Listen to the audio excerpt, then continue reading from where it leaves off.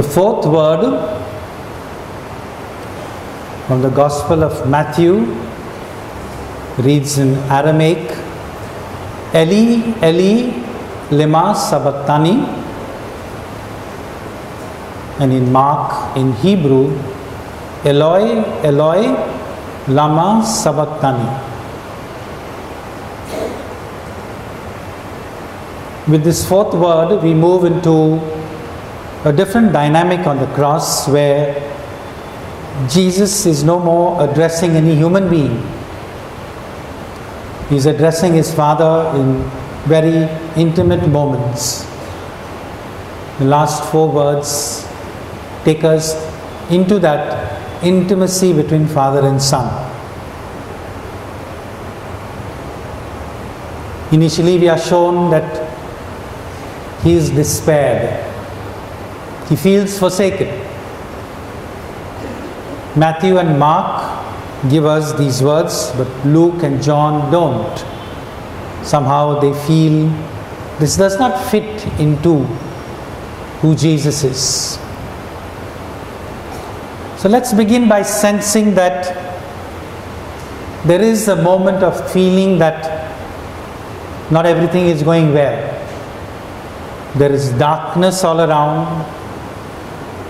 Jesus has been abandoned and mocked. It must have been very difficult in addition to his physical sufferings. And so now he directs his attention to God. And in that address, he does not call him Abba, Father, as he was used to, but he calls him God. Very strange. Jesus calling his own Father God. He never used this address earlier.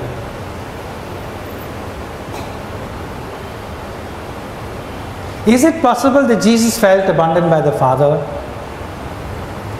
He was divine. He was the Son of God. He also said, while he was teaching the disciples, I'm never alone because the Father is with me.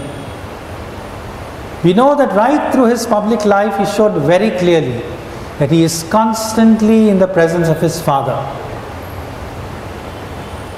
So is it that now he feels abandoned? Actually, probably not. But we need to begin by sensing that the situation is not that optimum. There is the sense that things are going haywire. He's losing control. And it may appear that he's questioning the power of God to act. But if we are firmly believing that Jesus is the Son of God, we have to look elsewhere for that answer. And the answer may lie that he is questioning the silence of God as he senses it. Because his prayer was never answered audibly for the world to behold and to hear. It is at the fag end of his agony, an agony that was marked by yet another prayer in the garden, where once again he is using his own mother tongue. And now on the cross, once again using the mother tongue, somehow this whole thing becomes like a capsule of great agony that we can perhaps begin to sense. And at this moment, Jesus uses Psalm 22. So that address to God is not so much that he is addressing his own Father derogatorily, but it's an opening verse of Psalm 22. And in fact, the entire psalm is not negative. It's not a despairing psalm. Because at the end of the psalm, the psalmist recognizes that the person has gone through the danger and now is comfortable. The same God has intervened. And that is what Jesus is looking for as a human being. Some kind of intervention that this agony now may come to an end. I would like to believe that that agony is also of the Father, waiting for this difficult moment of His Son coming to an end. If we at all understand this deep bond between them, I think that should be what was really happening. Because the Father is waiting. When is this going to end? And you can notice that as soon as Jesus breathed His last, the Father was operating. He tore the veil of the temple. There was thunder and lightning. The Father's impatience in keeping with the feelings of the Son. How beautiful to understand that this is how life is. Not everything can come to an end immediately. One of the virtues that is long forgotten in contemporary culture is what they say, long suffering. Whenever there is a problem, our obvious reaction is refusal. There is suffering, we don't want to see it, even a small thing like a toothache. But when there are sufferings that endure, we find ourselves rebelling against it.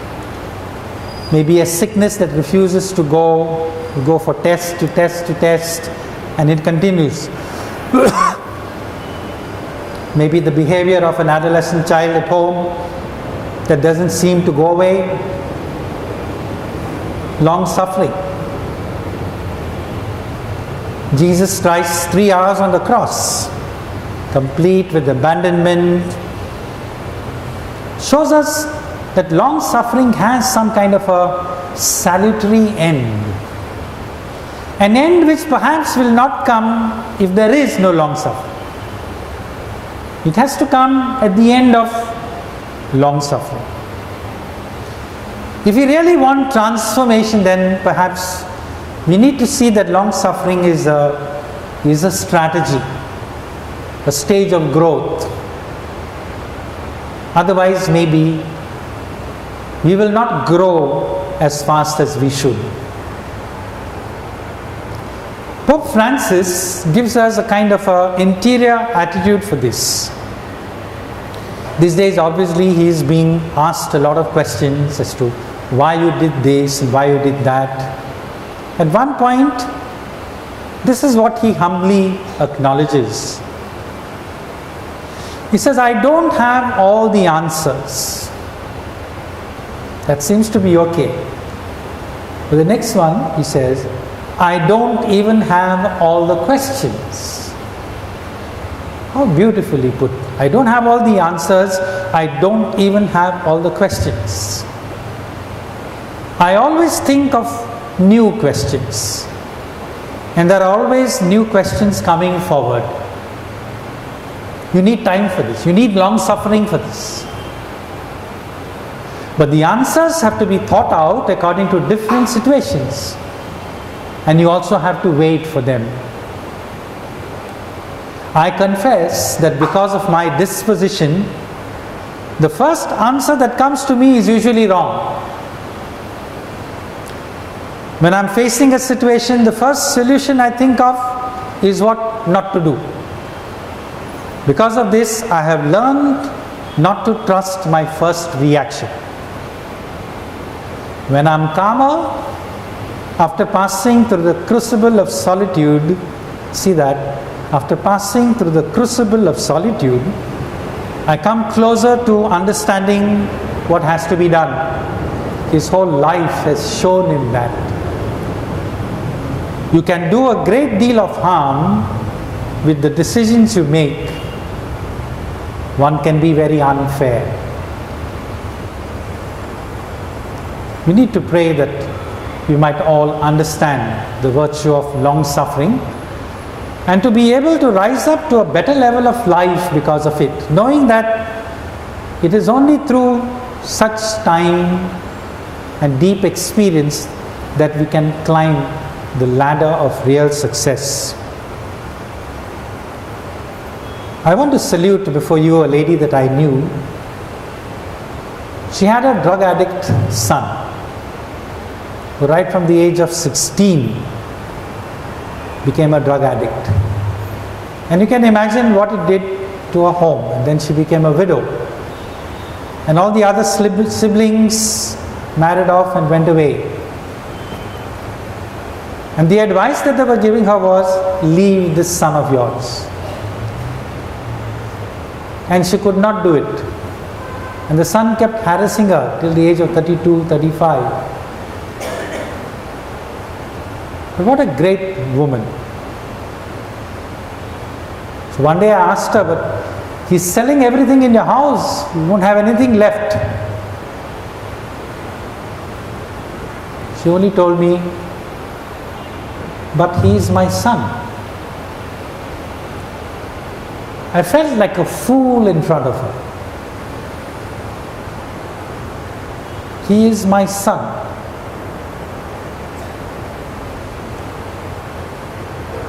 She has grown through the virtue of long suffering, a growth that I had not taken.